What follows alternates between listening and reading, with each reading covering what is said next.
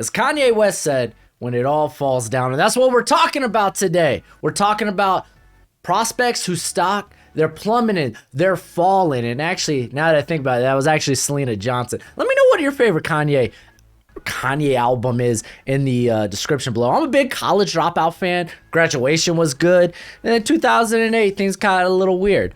But what's crack-a-lackin'? It's your boy Broshmo. Just in case you did not know, so go ahead, become a bro and subscribe. Leave that thumbs up if you enjoy the content. And let me know what you think in the comment section below. Let me know who are some of your fallers from grace. We're going to be going over a few people today, so let's go ahead, get into the nitty-gritty, and we're going to start with, of course, the man, the myth, the legend, Spencer Rattler. He was benched this past weekend, man. He looked bad. We were live streaming the game. We were doing a watch-along. You could see my real, true, authentic reactions. It was pretty bad. We're going to be live streaming again this week, by the way. Another Saturday game. Don't know what that game is yet. I'll take a look, see what bangers we have out there. But, yeah, man, he did not look good against Texas. I mean, by no means, I don't think the interception was his fault. That was a miscommunication between either him or Austin Stogner. It looked like Rattler expected him to go in, and he went out. What can you do? But after that fumble, things really fell apart for him. It wasn't pretty. He looked very uneasy in the pocket. The dude I don't know what it is. This was like a Sam Ehlinger thing, who played at Texas last year. Just wasn't very content in the pocket, preferred to work outside of structure. And I mean, even that wasn't really working for him, man. The decision making was pretty terrible this past week, and for the most part this whole year, and doesn't look like he's going through his progressions. He's just looking for people open, I guess. I really don't know, because I think the most telling was that third down, they were in Texas territory. I can't remember the score, but it was like at least a 14. I think it was a 14-point lead at that time. Could have been 21, but he needed to come away with. They needed to come away with more than just a field goal, at least at the time. And it was 3rd and 10, I believe. And he's sitting there in the pocket, and he's got two guys right there in the middle, wide open, easy first. But then he gets a little rattled in the pocket, starts moving a little bit, and great. The middle, still wide open if you don't want to throw it. He could have probably got the first down with his feet, but instead he decides to throw to his right side, and it's off target, just missed altogether. And yeah, that's just been pretty telling for this whole season. Like, you could only get behind the arm talent so much, and it's really rough. And we're at a standstill. We're at a key moment here, because there is the real possibility that Lincoln Riley decides to go with Caleb Williams instead of Spencer Rattler. I don't think we're done with Spencer Rattler just yet in terms of this season. I think Riley might try to implement more two quarterback stuff and still have Rattler in there in the mix. We saw him come in on the 2-point conversion, but if Caleb Williams doesn't end up being the starter this week, and shoot, man, I mean, I can imagine that Riley's gonna get him more into the offense though. But yeah. Like, if Williams ends up being the starter going forward, Spencer Rattler, there's a real chance, man. He's gone. He's transferring. Like, you just can't come out and look like that. Arm talent can only take you so far. It's a shame, too. In a week where Carson Strong looked like a monster. He had felt like 5 or 6 touchdowns. So, yeah, Rattler, you can't really justify a first-round pick on this guy anymore. I've tried to give this dude time. I'm not impulsive. I'm more of, let me see the production. Let's see how this plays out. I guess I'm kind of done seeing at this point. But hey, we still got a half season to roll with. A lot can change, but right now, Rattler, the way he is, not a first rounder. Just not. I know Sam Howell's going to get a lot of crap about the Florida State game when his defense played horrible. Everyone, if you weren't named Josh Downs, you were terrible. The guys working against the world here. He could only do so much. Honestly, I think a lot of this is good for Sam Howell. And it's like he was not throwing the ball carelessly or in harm's way. He was out there still trying to win the game, but his playmakers, well, they weren't playmakers. His offensive line, not much of an offensive line. And defense was just laying down for Florida State of all teams. Woof. Woof. I just think it's bad. He's in a bad situation, but good. It'll give him a little grit. I like that word. Running back, you probably don't know this guy. TJ Pledger was a guy I was talking about at the beginning of this season. And especially if you follow me on Blue Chip Scouting, because I do the Pac-12, some of the Pac-12 stuff over there. But he was a transfer from Oklahoma, moved to Utah. I thought he was going to be the mainstay there, but they also have a transfer from, I think, Tavion Thomas is from Cincinnati. I can't remember off the top of my head. But it looked like he was like the third wheel in this running back trio. But at the beginning of the year. But then a couple of weeks ago, he came in, tore off, ripped off 117 yards and a few touchdowns against Washington State. He looked good as a starter. And this was after like Micah Bernard. He had a fumble early in the game. Then he hurt his left shoulder. Tavion Thomas, he's had fumbling problems all season. He has, I think, 3 through 4 games. It didn't seem to be the case this week. It looked like none of that ever happened. It's a real shame. Now, Pledger is firmly going to be like this scat bat back with a receiving upside. And I feel like he has to come out this year. He does have 1 year eligibility left because of the whole Rona thing. But Bernard is like a redshirt freshman. Thomas, I think his eligibility goes to 2024. So Pledger, I think he's going to be afforded. He was on the Senior Bowl watch list. So I think he could be afforded that luxury. But it just looks like that. I won't expect too much from him this year. If he's going to get his stock up, because if anything, he was probably a late day 3 option anyway. But if he's going to be a draftable option, he needs a strong offseason program. Or process, I should say. Next on the list, I'm going to butcher this dude's name, but Eric Azukonma?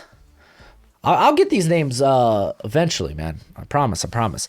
But this cat, Ian Cummins, was very high on him. He came on to the channel, and we talked about him for a little bit. But the dude, he started the season hot. 13 receptions, 322 yards, and a touchdown. This was against Houston and Stephen F. Austin. That was his first 2 games.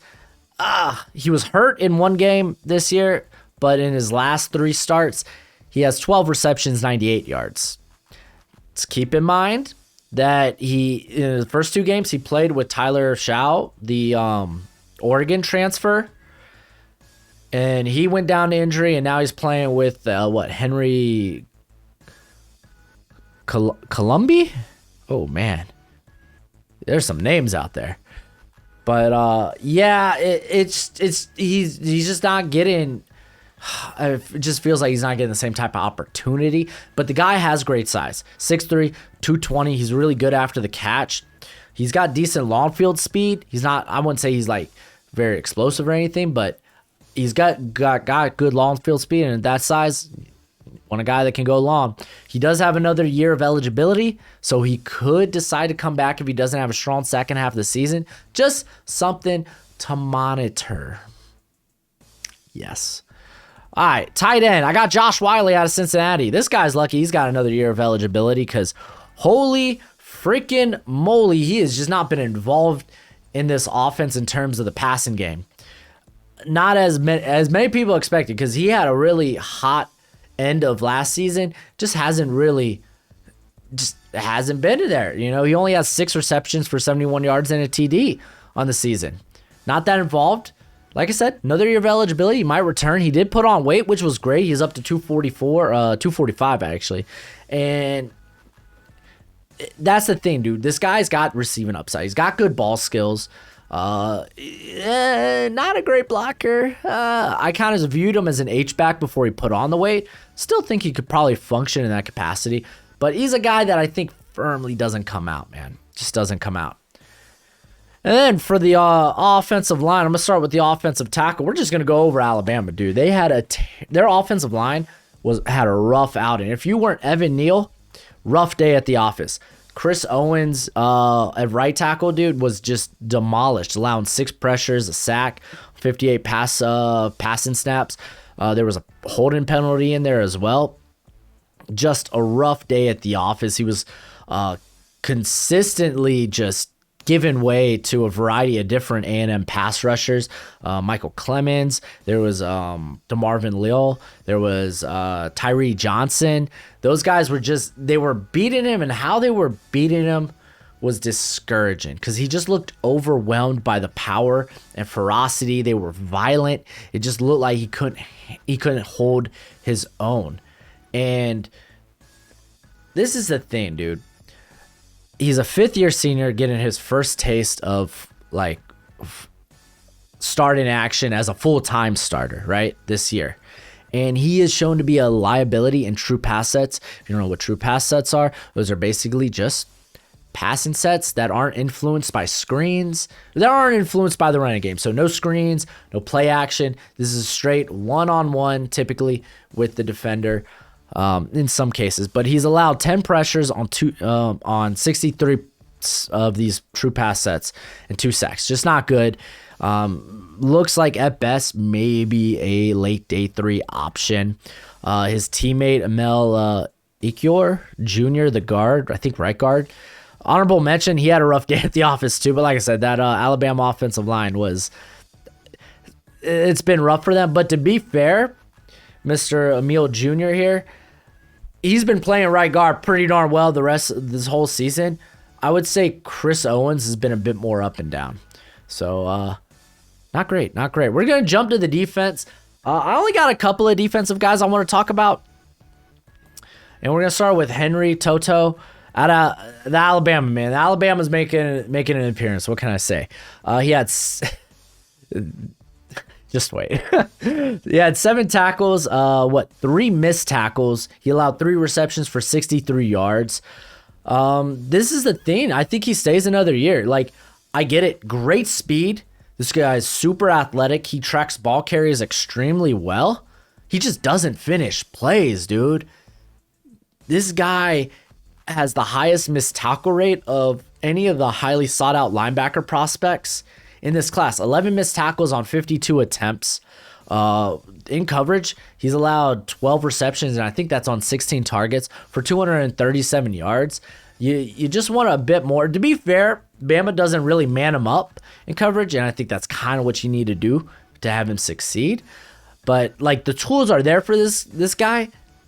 It's just it needs to come together. Demarion Overshown has shown. At that Oklahoma game, he showed that big play potential. The dude does have a tackling problem, and I would say him and Toto, they're kind of on par with one another. It's just Overshown has that freakish length. He has the ability to influence passing lanes with that length. He looked so much better this week in terms of playing around the line of scrimmage, getting through. I mean, he had a nasty sack, had the fumble recovery. He had the block punt. He had a big week this week. But at cornerback, I have Sevyn Banks. Let's be honest, probably Josh Jobe had the worst out, and he allowed 2 touchdowns. But I included him on last week's list. Let's have Sevyn Banks here, because Sevyn Banks, the highly sought out prospect, right? Everyone was fluffing this dude up before the season. I was like, I don't get it. I mean, I get why they like he's got the physical, and the athletic traits, I guess. But I mean, his production sucked, man. Go back to that freaking national championship game. He allowed 11 receptions on 11 targets for 130 some yards, 3 touchdowns, 2 to Devontae, 1 to Najee. He got beat by the running back, and you expect him to be a lockdown corner. So he was a little banged up to start the year. Didn't get his first taste of action till week 3, but he came in.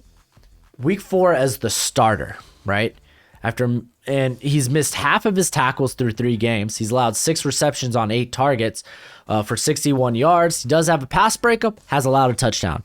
So the dude's just a project. It's very simple. The physical, like his physical tool set, mwah. The athletic ability, mwah. Even though it looks like he's jogging out there, the dude's moving very fast. I don't know what it is about how he runs, but it doesn't look like he's trying, but he's flying. It's there. The production needs to catch up to the potential. He has the traits. At some point, we need some real production. But that's it for the video. We got a ton of videos on the way this whole week. We got the whole the mocks coming out this week. My mock draft on Friday. We're going to have probably another under the radar or up and coming prospects out Thursday. Power rankings. Me and Alex, we're doing the predictions. I'm hoping to get a few guys in here to talk some football, mainly draft. But thank you for all that you do. Supporting me, supporting the channel, supporting the community. And until next time, you be easy, my friends. Later.